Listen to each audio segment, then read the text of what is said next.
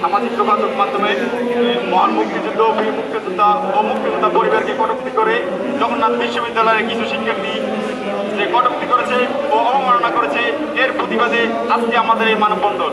আমি এই মানববন্ধনে শ্রদ্ধার সাথে স্মরণ করছি হাজার বছরের শ্রেষ্ঠ বাঙালি জাতির পিতা বঙ্গবন্ধু শেখ মুজিবুর রহমানকে।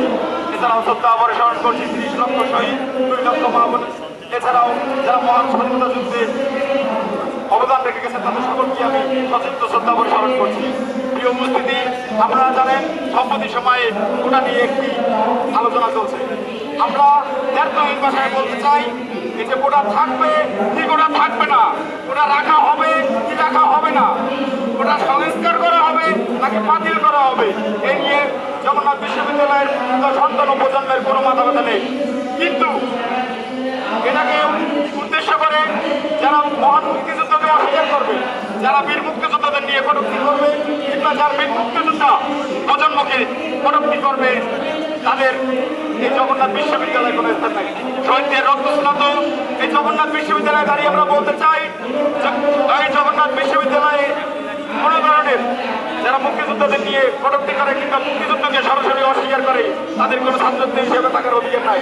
তাই আমরা জগন্নাথ বিশ্ববিদ্যালয়ের মাননীয় ভিসি মহোদয়ের কাছে উদাত্ত আহ্বান করতে চাই, আজকের এই মানববন্ধন থেকে যেই কুলাঙ্গাররা মহান মুক্তিযুদ্ধ, বীর মুক্তিযোদ্ধা ও বীর মুক্তিযোদ্ধা প্রজন্মকে নিয়ে কটূক্তি করেছে, অবমাননা করেছে, তাদের অবিলম্বে জগন্নাথ বিশ্ববিদ্যালয় থেকে স্থায়ী বহিষ্কার করতে হবে।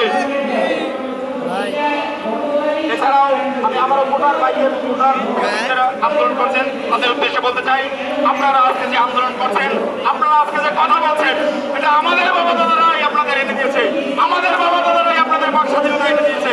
কিন্তু সেই বাক স্বাধীনতার নাম ব্যবহার করে আপনারা মহান মুক্তিযোদ্ধাকে অস্বীকার করবেন, কিংবা মহান বীর মুক্তিযোদ্ধাদের আপনারা কটূক্তি করবেন, বীর মুক্তিযোদ্ধা পরিবারকে কটূক্তি করবেন, এটা কোনোভাবেই জগন্নাথ বিশ্ববিদ্যালয়ের মুক্তিযোদ্ধা সন্তান ও প্রজন্ম, সেই সাথে মহান মুক্তিযুদ্ধের চেতনায় বিশ্বাসী শিক্ষার্থীরা কোনোভাবেই মেনে নেবে না। তাই যারা এই করেছে, আমরা তাদের কিছু স্ক্রিনশট সহ মাননীয় ভিসি মহোদয়ের কাছে একটি স্মারকলিপি দেবো এবং তাদের স্থায়ী বহিষ্কারের দাবি জানাবো। এই বলে আজকে এখানে যারা উপস্থিত হয়েছেন তাদের সকলকেই মুক্তিযোদ্ধার সন্তান ও প্রজন্ম জগন্নাথ বিশ্ববিদ্যালয়ের পক্ষ থেকে মুজিবীয় শুভেচ্ছা জানিয়ে আজকের এই মানববন্ধন এখানে অবস্থা ঘোষণা করা হলো। জয় বাংলা, জয় বঙ্গবন্ধু, বাংলাদেশ চিরজীবী হোক।